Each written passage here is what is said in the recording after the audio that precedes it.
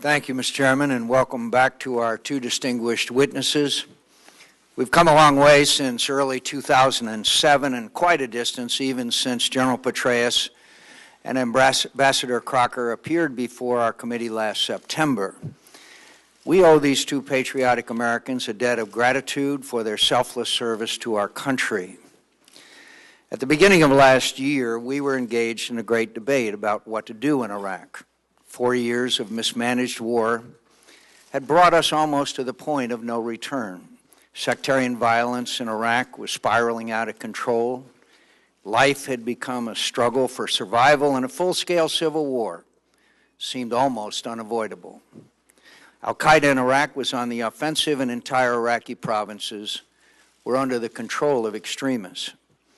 And yet, rather than retreat from Iraq and face thereby the terrible consequences that would ensue, we chose to change strategies and try to turn things around.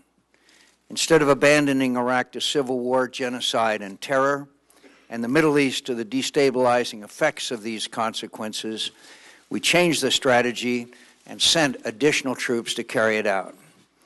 And by the time our two witnesses testified in September, it had become clear that these new efforts were succeeding. Since the middle of last year, sectarian and ethnic violence, civilian deaths, and deaths of coalition forces have all fallen dramatically. This improved security environment has led to a new opportunity, one in which average Iraqis can in the future approach a more normal political and economic life. Reconciliation has moved forward, and over the weekend, Sunni, Shia, and Kurdish leaders backed the Prime Minister in a statement supporting his operation in Basra and urging the disbandment of all militias.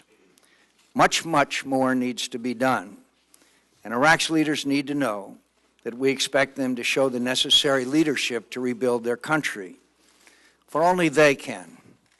But today, it is possible to talk with real hope and optimism about the future of Iraq and the outcome of our efforts there. For while the job of bringing security to Iraq is not finished, as the recent fighting in Basra and elsewhere vividly demonstrated, we're no longer staring into the abyss of defeat, and we can now look ahead to the genuine prospect of success. Success, the establishment of a peaceful, stable, prosperous, democratic state that poses no threats to its neighbors and contributes to the defeat of terrorists.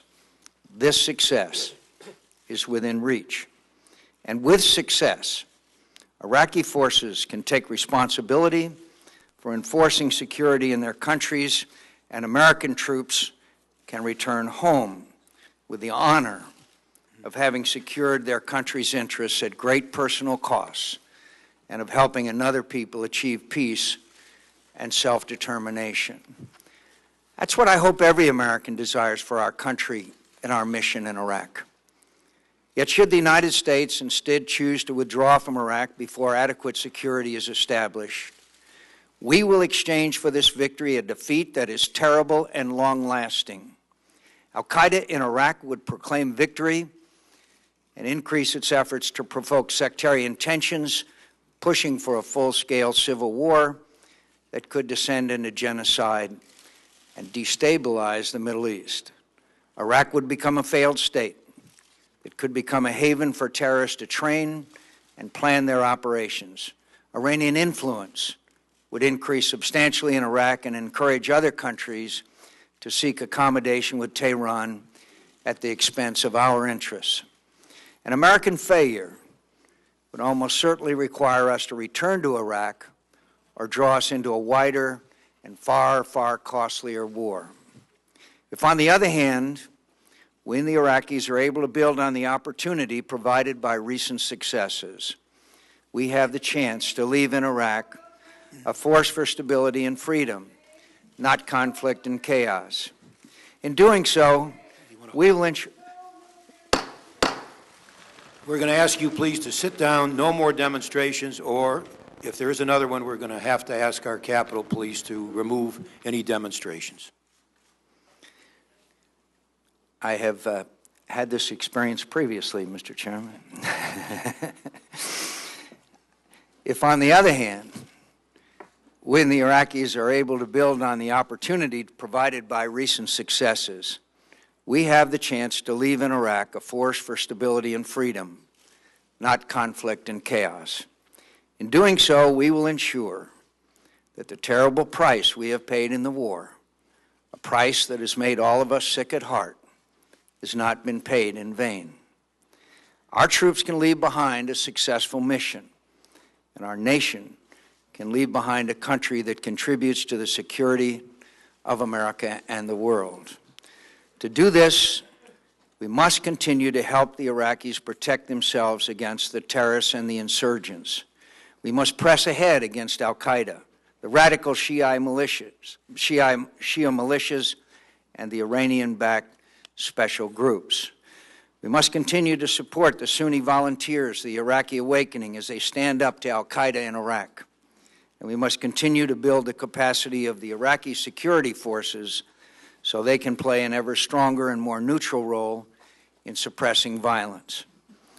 This means rejecting, as we did in 2007, the calls for a reckless and irresponsible withdrawal of our forces at the moment when they are succeeding. I do not want to keep our troops in Iraq a minute longer than necessary to secure our interests there. Our goal, my goal, is an Iraq that no longer needs American troops. And I believe we can achieve that goal perhaps sooner than many imagine. But I also believe that the promise of withdrawal of our forces, regardless of the consequences, would constitute a failure of political and moral leadership. Achieving our goals in Iraq will require much more than a military effort. The Arab neighbors should increase their investment and engagement, including an overdue dispatch of ambassadors to Baghdad.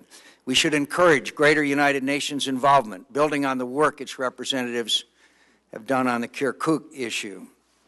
The Iraqis must continue the reconciliation that has helped dampen violence over recent months, and they need to move a portion of their growing budget surpluses into job creation programs, move toward an end to their reliance on outside sources of aid, and look for other ways to take on more of the financial burdens currently borne by American taxpayers.